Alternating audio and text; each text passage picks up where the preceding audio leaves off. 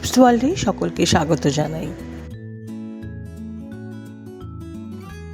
কিছু কিছু খাবারের আমরা ট্রিক্স জানি না বা সময়ের অভাবে বাড়িতে বানাতে পারবো না বলে মার্কেট থেকেই বেশি আনি।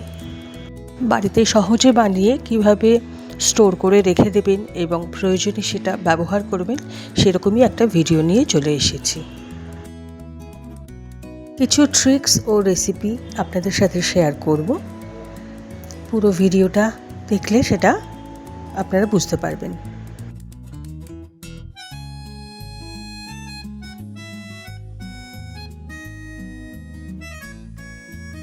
হেলথ ইস্যুর জন্য একটু হাজব্যান্ডেরও হেল্প নিতে হয়েছে।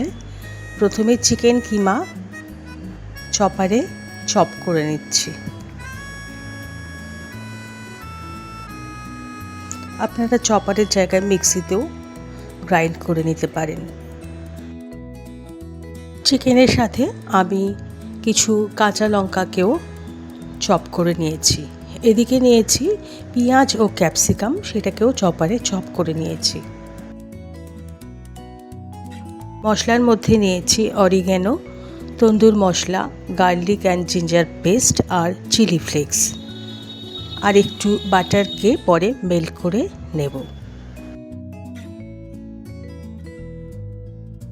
চপ করে রাখা চিকেনের সাথে পেঁয়াজ ও ক্যাপসিকাম মিক্স করব। পেঁয়াজ ও ক্যাপসিকাম চপ করার পর এক্সেস জলটাকে আপনারা চেপে বার করে নিতে পারেন, সেটা বেস্ট হবে।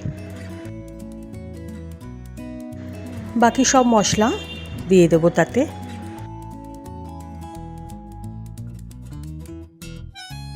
এখন বাড়িতে গেস্ট আসা হোক বা বাচ্চাদের টিফিন বা নিজেদেরও টিফিনের জন্য আমাদের অন্য রকমের কিছু খাবারের অনেক সময় প্রয়োজন হয়ে পড়ে। আর কিছু এরকম যদি আমরা বাড়িতে স্টোর করে রাখি তো সেরকম প্রয়োজন মতো আমরা সেটাকে নানাভাবে ব্যবহারও করে নিতে পারি, আর খাবারেরও কিছু নতুনত্ব বানাতে পারি।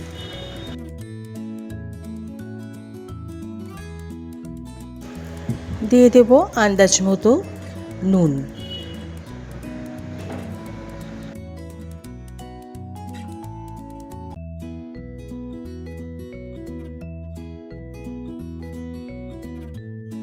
এর সাথে দিয়ে দেব মেল্টেড বাটার। বাটারের একটা সুন্দর গন্ধ আসে। বাটারের জায়গায় আপনারা সাদা তেলও ইউজ করতে পারেন। এবারে এটাকে খুব ভালো করে মিক্স করে নেব। এটা বানানোর জন্য এছাড়া কিন্তু আর কোনো ইনগ্রেডিয়েন্টসই লাগবে না। হাত দিয়ে ইউজ করেও আপনারা ভালো করে এটাকে মিক্স করে নিতে পারেন।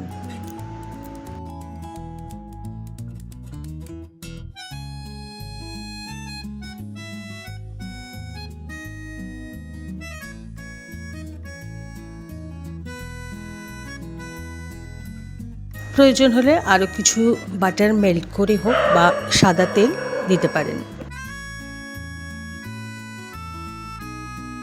হাতে একটু তেল লাগিয়ে নিয়েছি। এবার একটা স্টিকে চিকেন মিক্সকে নিয়ে কাবাবের মতো গড়ে নেব। এরকমভাবে কাবাবের শেপ দিয়ে একটা একটা করে কাবাব তৈরি করে নেওয়া যায়।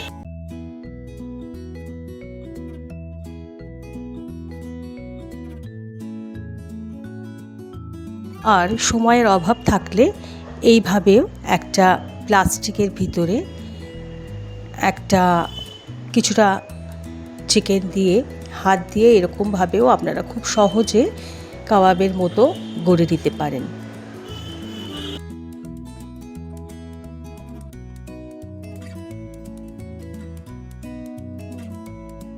দেখুন খুব সহজে কিন্তু এটা এরকম প্লাস্টিকের মধ্যে তৈরি হয়ে যাচ্ছে। একটু প্রেসার দিলেই হাত দিয়ে একটা দারুণ শেপ এসে যাচ্ছে। অথবা আপনারা অন্যভাবেও এটাকে তৈরি করে নিতে পারেন। এইভাবে আমার খুব তাড়াতাড়ি সমস্ত কাবাবগুলো রেডি হয়ে গেছে। এবার এটাকে স্টোর করে রাখার জন্য আমি একটা পাত্রে কিছুটা জল গরম করতে দিয়েছি। এবারে একটা স্ট্রেনার নিয়েছি, তাতে প্রথমে কিছুটা অয়েল ব্রাশ করে নেব।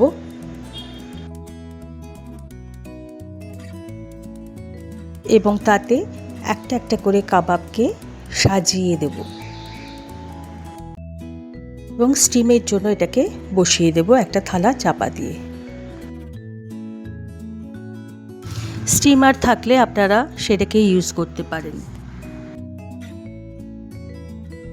এটা তৈরি হতে খুব বেশি সময় লাগবে না, মাত্র 3 থেকে 4 মিনিট এটাকে স্টিম হতে দিলেই তৈরি হয়ে যাবে আমাদের কাবাব। ঠান্ডা হয়ে গেলে এটাকে আপনারা স্টোর করে রাখতে পারেন। আমি আমার প্রয়োজনের জন্য এই কটা কাবাবকে বার করে রেখেছি, বাকিটা আমি স্টোর করে রেখে দিয়েছি। ফ্রাইং প্যান গরম করতে দিয়েছি কিছুটা সাদা তেল দিয়ে, আর তাতে শ্যালো ফ্রাই করার জন্য কাবাবগুলোকে দিয়ে ফ্রাই করছি। কেউ চাইলে এই কাবাবগুলোকে ডিপ ফ্রাইও করে নিতে পারেন, তবে শ্যালো ফ্রাই করলেও এটা খেতে টেস্ট একই থাকবে। আর ডিপ ফ্রাইটা অনেক সময় অনেকে পছন্দ করেন না, সেই জন্য আমি এটাকে শ্যালো ফ্রাই করেই দেখাচ্ছি। এই কাবাবকে আপনারা সসেজ হিসেবে কেটে বা এটাকে কোনো রুটি বা পরোটার মধ্যে বাচ্চাদের টিফিনের জন্য দিতে পারেন। আমি আপাতত এটাকে কাবাব হিসেবেই সার্ভ করলাম। ভিডিওটা ভালো লাগলে একটা লাইক, শেয়ার আর সাবস্ক্রাইব করে দেবেন। ধন্যবাদ।